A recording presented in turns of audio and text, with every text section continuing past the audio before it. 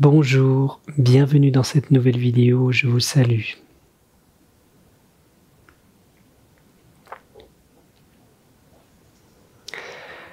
Dans cette vidéo aujourd'hui, je souhaiterais vous parler du féminin sacré et du cycle dans lequel nous sommes en train de rentrer, qui est un cycle lié au féminin sacré, et de la raison pour laquelle le fait d'entrer dans ce cycle, le fait de comprendre et puis d'intégrer, puis de réaliser, d'incarner la nature de ce féminin sacré, va permettre de guérir l'ensemble des mémoires collectives de l'humanité. Donc c'est sans doute quelque chose dit comme ça qui nécessite quelques explications, puisque c'est quand même quelque chose d'important. On parle de l'ensemble des mémoires collectives, mais c'est quelque chose qui est très simple en réalité à comprendre, surtout si vous êtes en résonance, en conscience dans votre cœur.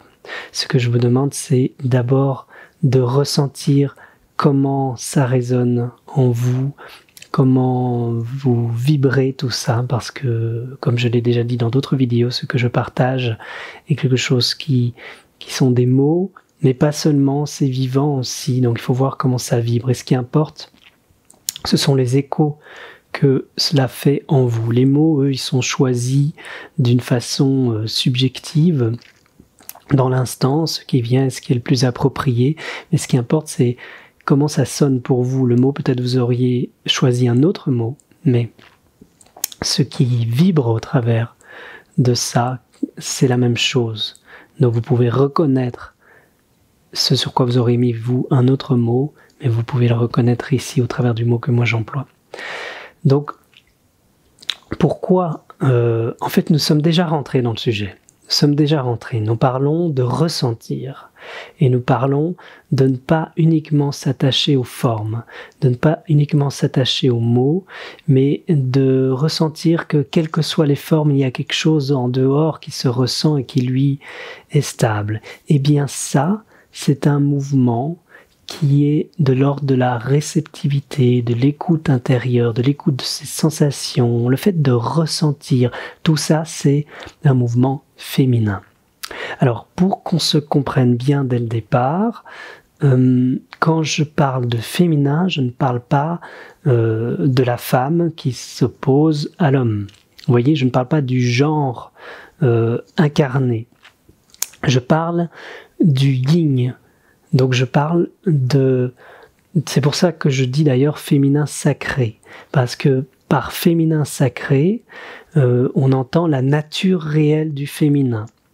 Comme le yin, qui est en réalité le yin et le yang, qu'on peut appeler le féminin sacré et le masculin sacré, sont des forces primordiales de la vie. C'est l'essence même de la vie, ce sont les pôles et les polarités de la vie. Nous sommes la rencontre des deux, bien sûr que nous sommes faits des deux, et nous sommes la naissance et la rencontre des deux, nous sommes l'union des deux.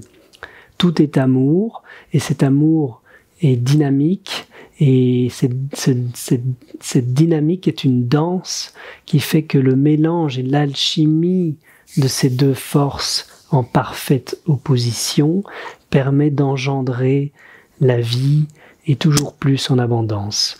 Donc le seul fait de se réaliser comme étant cela, la rencontre des deux, fait qu'on est de soi-même et on s'engendre soi-même et on toujours plus du coup, puisque on s'auto-engendre. Ce sont les lois de la création de l'univers, et par sacré, quand je dis féminin sacré ou masculin sacré, vous voyez, ça crée. Donc la création est vraiment l'essence même, le principe de création de l'univers, de la conscience, du divin, de notions spirituelles est tout à fait liée à la création. D'ailleurs, on parle du créateur parfois, quand on parle de quelqu'un qui ne serait pas en dehors, quelque part, comme un dieu ou quoi, mais c'est l'essence même de ce que nous sommes. Donc, revenons à notre sujet, même si nous n'en éloignons pas vraiment. nous parlons du féminin sacré à l'intérieur. Et le fait de comprendre et d'intégrer la nature réelle du féminin, tout comme du masculin, est un chemin. Ça ne se fait pas tout de suite, progressivement, parce que comprendre, c'est prendre avec. Donc c'est embrasser. Donc comprendre simplement sur le plan intellectuel n'est pas suffisant. Ce sera toujours une compréhension partielle. Pour que cette compréhension soit pleine, il faut qu'elle devienne vivante, qu'elle se vive dans notre cellule, nos cellules, notre chair, dans tout notre corps. Et donc, le féminin, c'est une notion, le féminin sacré, qui est absolue. Nous parlons des forces primordiales qui habitent toute chose, qui imprègnent toute chose. Donc, nous sommes faits de cela. Donc, pour comprendre ça, il faut le réaliser dans sa nature absolue. Donc, c'est quelque chose qui forcément ne peut que se réaliser en le vivant complètement à l'intérieur. Vous voyez? C'est pourquoi je vous propose et vous invite à ressentir ce qui est dit à l'intérieur pour ne pas simplement comprendre sur le plan intellectuel ce qui serait partagé maintenant. Donc la nature du féminin, en réalité, c'est un mouvement qui correspond à une danse si l'on considère que la nature du masculin serait l'immobilité, la stabilité. Alors il y a plein de belles choses, de magnifiques choses à dire sur le mouvement des pôles du yin et du yang, tellement c'est vivant, mais ce serait malheureusement trop long à exprimer et à expliquer dans cette vidéo, donc j'aborde le sujet sous l'angle qui est que l'arrivée dans ce nouveau cycle du féminin sacré permet de guérir toutes les mémoires de l'humanité. D'abord, il est intéressant de comprendre donc cette nature réelle du yin et du yang, et puisqu'on met un temps pour le réaliser, ça veut dire qu'on vit une distorsion du yin et du yang, ça veut dire qu'on vit une distorsion du féminin et du masculin. Nous avons le féminin et le masculin à l'intérieur, mais si nous avions réalisé la nature réelle du féminin et du masculin à l'intérieur, nous serions en paix en nous, et donc en paix avec l'autre. Or, il y a beaucoup d'incompréhension qui existent entre les hommes et les femmes, et par rapport à son propre genre aussi, en tant que femme ou en tant qu'homme, il y a beaucoup d'incompréhension. On ne sait pas trop comment être, ce que c'est finalement d'être une femme ou d'être un homme, comment se comporter, etc. Et c'est dû à cette intégration dans cette évolution sur le chemin de l'âme de la nature réelle du féminin et du masculin. Et au départ, le mental s'identifie au corps. Comme je l'ai déjà dit, nous croyons être en vie parce que le corps est en vie. Ce qui n'est pas vrai. Le corps est en vie, mais nous sommes vivants, quelle que soit la vie ou la mort du corps. En réalité, donc le nous n'est pas placé à son niveau essentiel à ce moment-là. Vous voyez, ce que vous êtes réellement ne dépend pas, n'est pas éphémère, ne dépend pas de la vie du corps. Mais on fonctionne comme ça, c'est normal. Il y a une partie de survie qui peut protéger le corps, qui peut protéger le mental, l'émotion, la partie animale du corps, qui permet un fonctionnement dans notre organisme. Et donc il y a l'ego. Et l'ego s'identifie au corps. Et l'ego se croit homme ou se croit femme. Et parfois c'est un petit peu mélangé, mais le principe est là. Et ça, c'est évidemment une distorsion. Donc j'avais parlé dans une vidéo du principe de l'inversion de la lumière du cœur, parce que le mental réfléchit la lumière du cœur et l'inverse. Et donc quand les choses sont inversées, il y a distorsion. Quand ça passe par le prisme du mental, il y a souvent séparation. Et c'est comme ça qu'on sépare le yin et le yang. C'est comme ça qu'on sépare l'homme de la femme. C'est comme ça qu'on sépare le féminin du masculin. Et donc ainsi, en tant que corps d'homme, on a tendance à voir que l'énergie masculine et à oublier que nous sommes finalement autant femmes qu'hommes, même si nous avons un corps d'homme, et réciproquement pour un corps de femme. La réalité est que nous ne sommes pas une énergie masculine dans un corps d'homme ou une énergie féminine dans un corps de femme.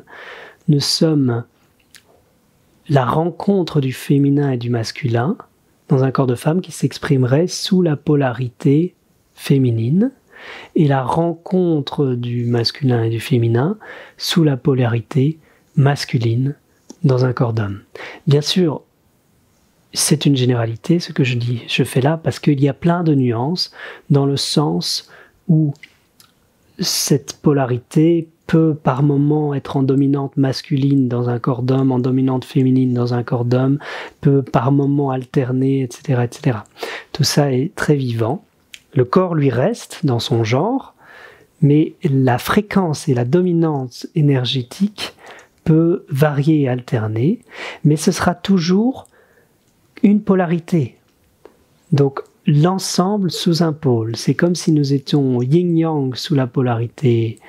C'est comme si nous étions yin-yang ou yang-yin. Mais nous ne sommes pas uniquement yang ou uniquement yin. Vous voyez ?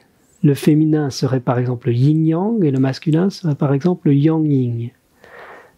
Pas l'un ou l'autre. Nous sommes toujours les deux, mais sous l'autre polarité. Et donc, donc il faut voir presque ça en 4, voyez-vous. Il y a le yin-yang et le yang-yin. Et en notre cœur, nous rencontrons tout ça en même temps.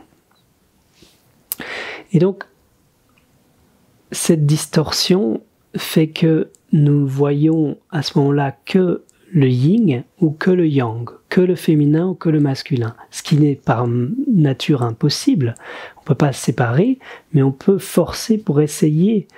On a inversé les choses, et par exemple, ce qu'il peut arriver, c'est que on a tendance à attribuer, au travers du mental, une douceur qui existerait dans le féminin, qu'on va facilement associer à la femme, et quelque chose de sauvage ou de brut qu'on associerait au masculin, qu'on va associer à l'homme.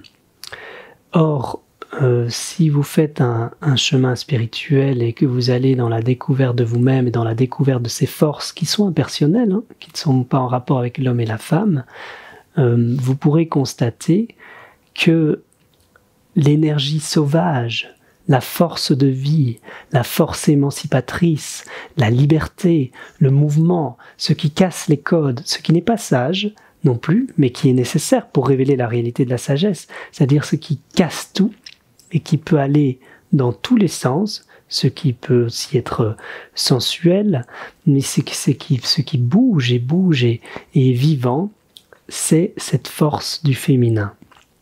Et le masculin, dans sa nature véritable, révèle de la douceur. Bien sûr, on ne peut pas séparer les deux. Il n'est pas possible de séparer les deux. Donc encore une fois, c'est du yin-yang et du yang-yin. Donc la douceur, si c'est le masculin dans sa nature véritable, c'est-à-dire que le masculin a accepté son féminin.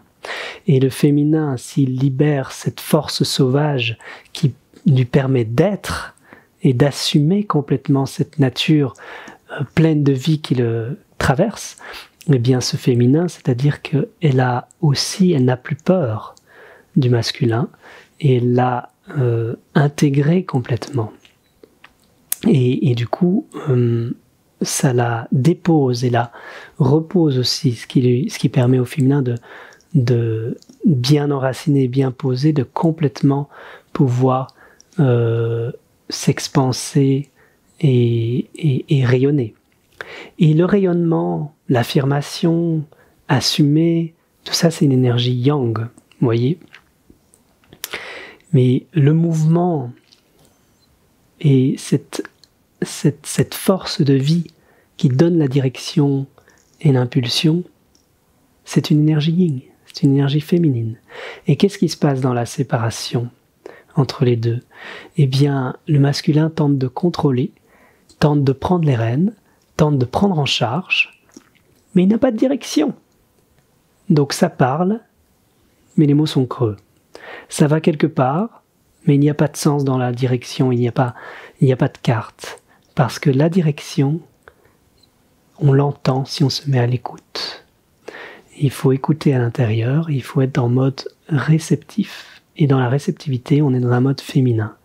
Mais quand le masculin veut tout contrôler, eh bien il ne veut pas être dans cette réceptivité. parce qu'il a l'impression qu'il perd le contrôle, et donc qu'il perd sa protection et son identité. Lorsqu'on est dans une séparation, il y a identification et on protège son identité masculine ou on protège son identité féminine. Et le féminin observe à l'extérieur des mots qui sont des coquilles, mais qui sont là au moins, parce que quand le féminin lui reçoit, mais n'émet pas, ce n'est pas l'émetteur, et donc n'a pas les mots pour expliquer ce qui est à l'intérieur, mais ce qui est à l'intérieur est vivant. Là où le masculin séparé a des mots, mais n'a pas de vivant. Et donc c'est une situation extrêmement inconfortable d'avoir les mots sans avoir le vivant, parce que c'est très fragile, et c'est pourquoi il peut avoir une peur du féminin, parce qu'il y a un pressentiment que le féminin voit ce qui manque, mais le féminin n'a pas la possibilité de le dire et de le former. Donc il y a une difficulté entre ces deux mouvements de se comprendre et puis de se marier parce qu'on regarde trop à l'extérieur. Mais si on va vraiment faire la paix et se marier à l'intérieur, alors c'est beaucoup plus facile.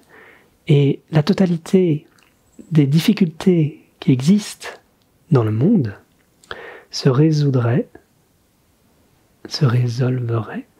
si il y avait cette compréhension entre le féminin et le masculin à l'intérieur. Parce qu'il n'y a que un choc et une confrontation de ces deux mouvements. Et donc, lorsque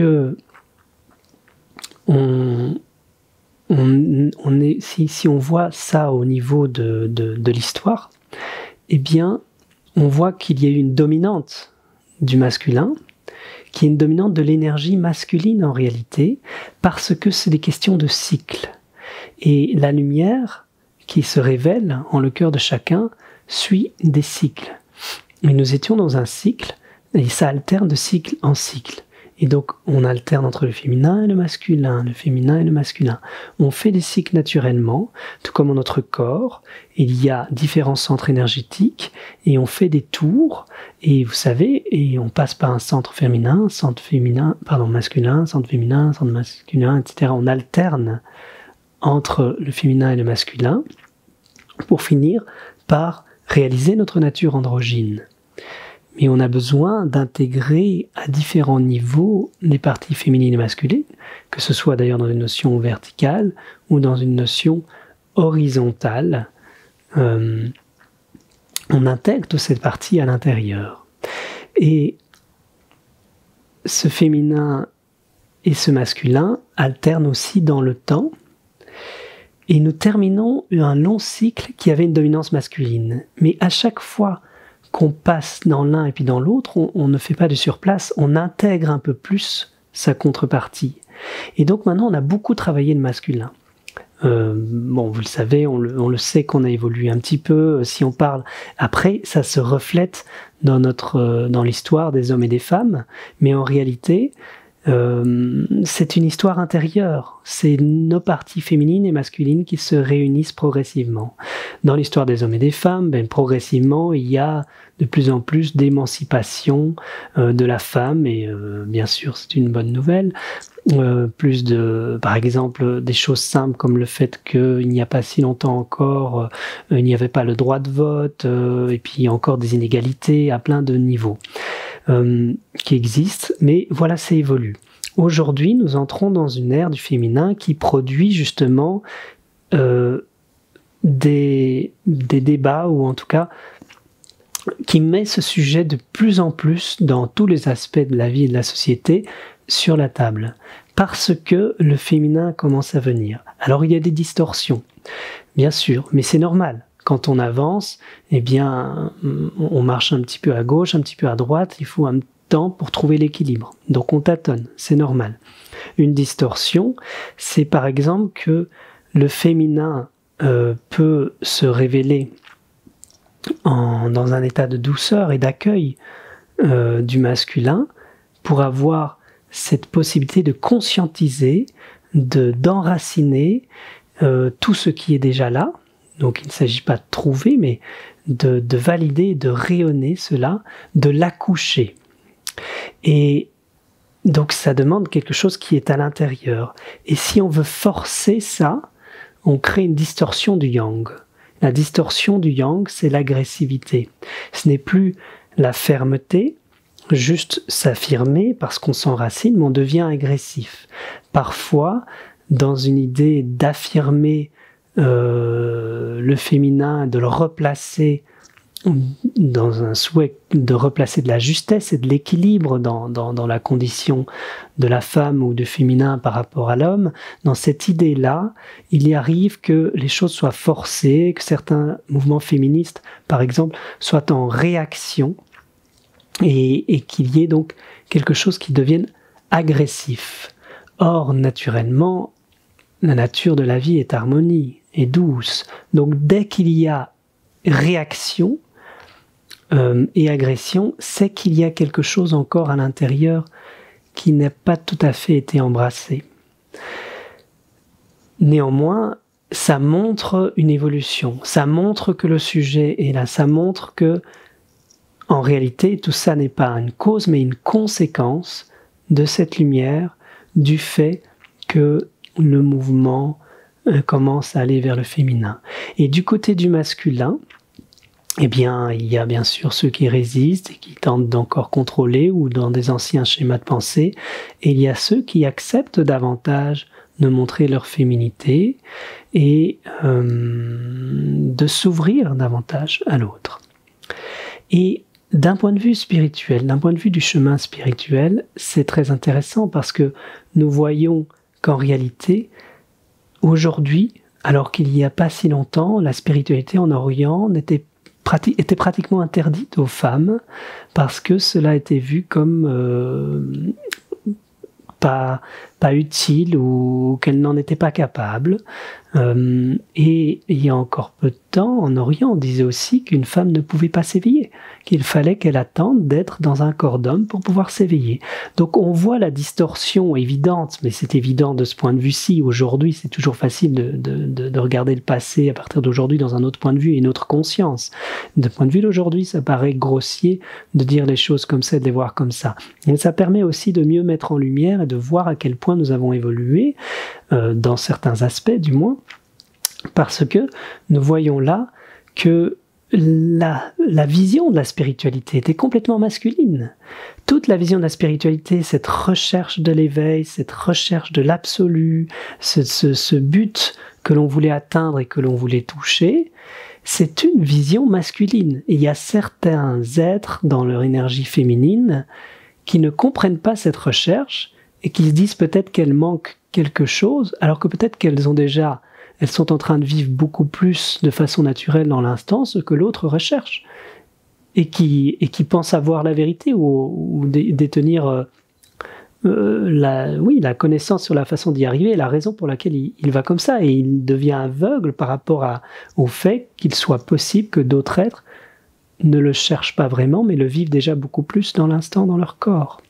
Et donc il y a un phénomène d'inversion, parce qu'on passe du masculin au féminin, mais pas pour revenir au même endroit, en intégrant l'expérience du masculin, où on commence à comprendre qu'il ne s'agit peut-être pas, une vision très masculine, de renier le corps, de rejeter le corps, parce que c'est vu comme ça dans la dimension masculine. Le corps est un tas de chair et d'os qui sert juste, qui est une contrainte aussi, qui nous entrave et qui sert juste à réaliser notre nature, et puis on quitte le corps et on va rejoindre un Dieu quelque part, je ne sais pas où il est, mais l'idée est là en tout cas. On comprend aujourd'hui, et cela permet de rendre évidemment toute cette notion de spiritualité plus complète dans la pratique et l'intégration. On comprend aujourd'hui que si le divin n'est pas quelque chose en dehors, mais que c'est tout, que cette notion, cette lumière est partout, puisque si c'est un, c'est partout, c'est le corps aussi, c'est notre expérience personnelle d'aujourd'hui aussi. Donc il n'y a rien à rejeter.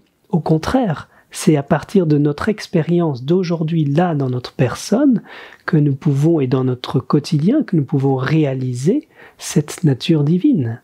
dans ce qui semble être le plus ordinaire, peut être vue la beauté divine extraordinaire. C'est là que l'amour se réalise et se révèle. C'est là que ce un a du sens. C'est dans ce qui semble justement être ordinaire. Si on peut voir cette nature inconditionnelle dans ce qui semble être extraordinaire, là on réalise le un. C'est facile de le réaliser dans une notion très exotique, spirituellement parlant, un endroit particulier au sommet des Himalayas. Bon, j'exagère un peu, mais dans ces lieux-là, parce que tout le monde n'y va pas, mais dans des endroits vraiment particuliers ou dans un contexte particulier nous permettant d'être dans une forme spirituelle, mais le réaliser dans un quotidien, là se trouve vraiment l'amour, là, dans cet ordinaire se trouvent vraiment les choses. La possibilité de le réaliser, de l'incarner. Et donc le fait de commencer à embrasser le corps et embrasser cette personne, ça c'est féminin. Et donc en embrassant le corps, on embrasse la racine, parce que le chakra racine est lié au corps. Et on embrasse le corps, on commence à le comprendre. Et le corps, c'est quoi? C'est ce qui contient le karma. C'est ce qui contient les mémoires. C'est lié au péché originel. Dans une vision masculine que nous terminons, eh bien le corps, c'est ce qui est le symbole de notre déchéance. Le corps est le mal. Le corps est ce qui est impur, c'est ce qui nous souille. Et évidemment, avec la sexualité et toute la difficulté de la sexualité et comment placer la sexualité. La sexualité n'est certainement pas divine, etc. Et donc, tout ça crée des mémoires. C'est peut-être plus forcément conscientisé comme ça par tout le monde, mais c'est là, c'est dans l'inconscient collectif, c'est à l'intérieur. Et donc, c'est comme si on traînait une notion d'impureté avec soi par le seul fait d'avoir un corps. Le corps, c'est la boîte de Pandore qui a été ouverte, c'est on engendra dans la souffrance. Tant qu'on a un corps, ça veut dire qu'on est coincé dans le cycle d'incarnation, ça veut dire qu'il y a la souffrance. Mais en réalité, la porte n'est pas en rejetant le corps, ça montre qu'il y a un problème au niveau du corps et on ne guérit pas. La porte est justement de l'embrasser, de comprendre que le corps est pur, que la sexualité est pure, que notre personne, avec notre corps, est pure. Et donc, en allant dans cette direction, en révélant ce féminin qui n'est donc pas du tout à ce moment-là violent ou agressif, mais qui a toute cette force de vie qui vient, eh bien, on guérit ces mémoires originelles. On guérit au niveau collectif. Et donc, j'invite tous les êtres qui peuvent entendre ça à aller accepter en eux cette réalité, créer cette guérison de l'âme, et vous allez ouvrir grand des portes pour faire descendre la lumière au niveau collectif, des portes dans la conscience, dans les plans, des portails. Et là, il y a une très très belle guérison qui est possible, vous voyez, grâce à ça. Merci beaucoup. À bientôt.